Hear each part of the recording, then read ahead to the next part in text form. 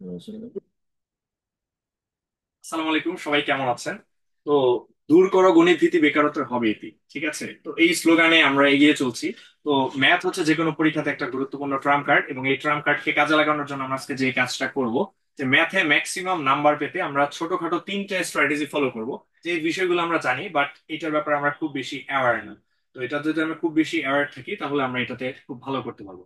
ঠিক আছে, তো আজকে আমরা প্রথমেই যে স্ট্র্যাটেজিটার কথা বলবো, যে তিনটা স্ট্র্যাটেজির মধ্যে প্রথম আমাদের সামনে যে স্ট্র্যাটেজিটা আছে, সেটা হচ্ছে নেভার এভার জাম্প। ওকে, যে ম্যাথের যে স্টেপ গুলো আছে, এই ম্যাথের স্টেপ গুলো আমাকে প্রপারলি ফলো করতে হবে। যে একটা, দুইটা, তিনটা, চারটা, এরকম পাঁচটা লাইন আছে। ঠিক আছে, পাঁচটা লাইনের মধ্যে আমি কি করলাম, যে আমি হচ্ছে 3 নাম্বার যে লাইনটা আছে, এটাকে আমি স্কিপ করে চলে গেলাম। ঠিক আছে, তো এই এই লাইনটা আমি দিলাম না। তো এইখান থেকে এখানে, আবার এখানে এখানে চলে আসলাম। তো এখানে ধরেন একটা -2 ছিল, বা এখানে একটা কোনো একটা সংখ্যা ছিল যেটা আমরা ভুলে স্কিপ করে গেছি। তো এইটার জন্য কিন্তু আপনার ওভারঅল ফলাফল 0 আসার সম্ভাবনা অনেক বেশি।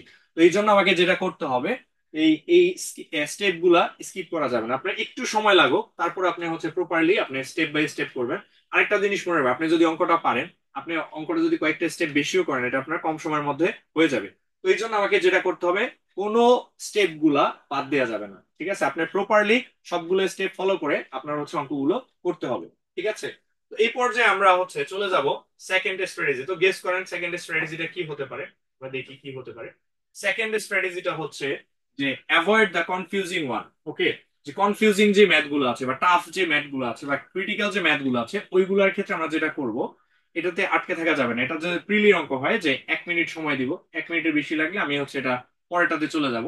এরকম করে হচ্ছে যে আমি দেখতেছি যে এই অঙ্কটাতে যদি আটকে থেকে, তো আমরা যখন পরীক্ষা হলে খুব নার্ভাস থাকি, তখন হচ্ছে যে আমি এটাতে 1 মিনিট সময় দিলাম, 2 মিনিট সময় দিলাম, এইভাবে 3 মিনিট, 4 মিনিট, এরকমও আমার বন্ধু বান্ধবকে দেখেছি। তারা হচ্ছে একটা অঙ্কে যে 7 মিনিট, কেউ 10 মিনিট মানে স্পেন্ড করে ফেলেছে। তো আপনি 1 ঘন্টা 2 ঘন্টার পরীক্ষাতে আপনার যদি 10-15 মিনিট একটা ম্যাথে চলে যায়, তাহলে আপনি কিন্তু রেস থেকে আউট। এই জন্য যেটা করতে হবে, এটাতে খুব বেশি টাইম ইনভেস্ট করা যাবে না, আপনাকে অল্প সময়ের মধ্যে এই কাজটা করতে হবে। তো এই জন্য আপনার হচ্ছে যে আপনার ম্যাথের যে নাম্বার দেওয়া আছে, নাম্বারগুলোর মধ্যে আপনার 3 নাম্বার ম্যাথের সমস্যা হয়েছে, এটা প্রিলি হলে বা মার্ক করে রেখে দেন, রিটেন হলো মার্ক করে রেখে দেন, এবং পরবর্তীতে যখন আপনি সময় পাবেন, লাস্টে পরীক্ষার শেষের দিকে যখন 5-10 মিনিট সময় পাবেন, তখন হচ্ছে আপনি এটা অ্যাটেম্প করবেন। সো এটা হচ্ছে আপনার পরীক্ষার হলে আপনি প্রায়ই দেখবেন যে প্রিলি এবং রিটেন অঙ্কে একটা দুইটা কনফিউজিং ম্যাথ দেয় আপনার হচ্ছে যে খেলা নষ্ট করার জন্য। ঠিক আছে, সো এটার ব্যাপারে খুব সাবধান এবং সতর্ক থাকবেন।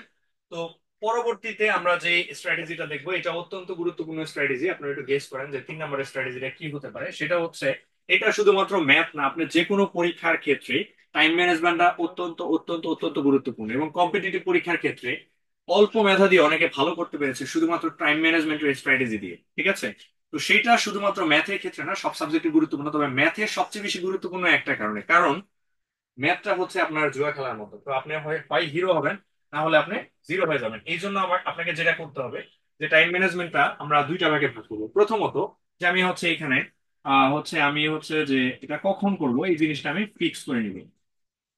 আরেকটা হচ্ছে আমি এটাতে কতক্ষণ সময় দিব, এখানে হচ্ছে কতক্ষণ সময় দিব, এই জিনিসটা আমরা ফিক্স করে নিব। ঠিক আছে, তো প্রথমে হচ্ছে যে আমরা ম্যাথটা কখন করব, শুরুতে, শেষে, নাকি মাঝে।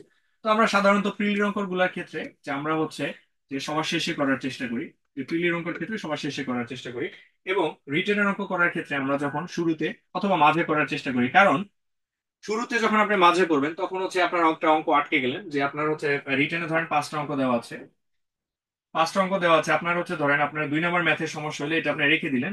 তো এটা আপনি পরীক্ষার শেষে আপনি আরেকবার অ্যাটেম্প্ট করতে পারবেন। যখন আপনি আরেকবার অ্যাটেম্প্ট করবেন, তখন এমন হতে পারে যে আপনি একটু অন্য অ্যাঙ্গেলে চিন্তা করলেন, তো আপনার অঙ্কটা হয়ে গেছে। এটা প্রায় এরকম ঘটে।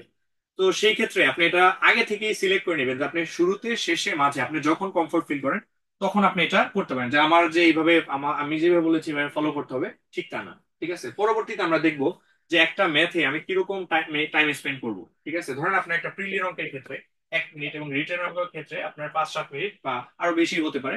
বা এটা হচ্ছে আপনি পরীক্ষার মার্কস অনুযায়ী আপনি এটা ফিক্স করে নেবেন। তো সেই ক্ষেত্রে যখন আমার একটা অঙ্কে আমার 1 মিনিট সময় আছে, তখন আমরা দেখতেছি যখন একটা অঙ্কে 1-1.5 মিনিটের বেশি সময় চলে যাচ্ছে, তখন হচ্ছে আমরা এটা স্কিপ করে আমি পরের অঙ্কে চলে যাব। এবং এই অঙ্কগুলো দরকার হলে আমি পরবর্তীতে চেষ্টা করব, অথবা কখনোই চেষ্টা করবো না। ঠিক আছে, এবং রিটেন অঙ্কগুলোর ক্ষেত্রে আমি হচ্ছে মোরলেস 5-7 মিনিট সময় দিব, বা হচ্ছে পরীক্ষার মার্কসের উপর ডিপেন্ড করে এটা ঠিক করে নিব।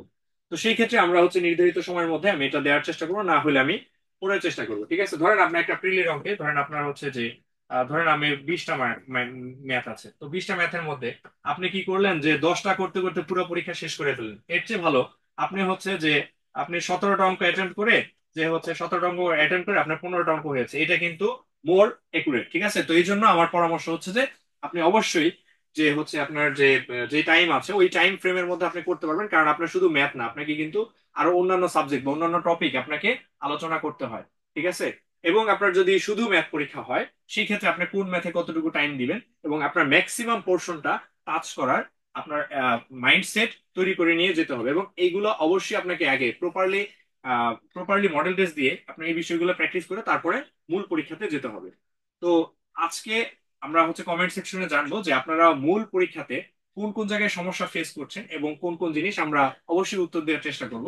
এবং আমাদের পেজে আরো অন্যান্য ভিডিওগুলো দেওয়া আছে, এগুলো অবশ্যই দেখবেন এবং আপনারা অবশ্যই লাইক কমেন্ট শেয়ার করবেন। ঠিক আছে, তো পরবর্তীতে আপনারা হচ্ছে আমাদের যে আরো যে সুন্দর সুন্দর ভিডিওগুলো আছে এগুলো দেখবেন এবং হচ্ছে এর মাঝখানে যে বিষয়গুলো ভালো লেগেছে এটা শেয়ার করবেন। তো আবারও পরবর্তী ভিডিওতে দেখা হবে, সে পর্যন্ত সবাই ভালো থাকবেন, সুস্থ থাকবেন। সালামু আলাইকুম, ধন্যবাদ।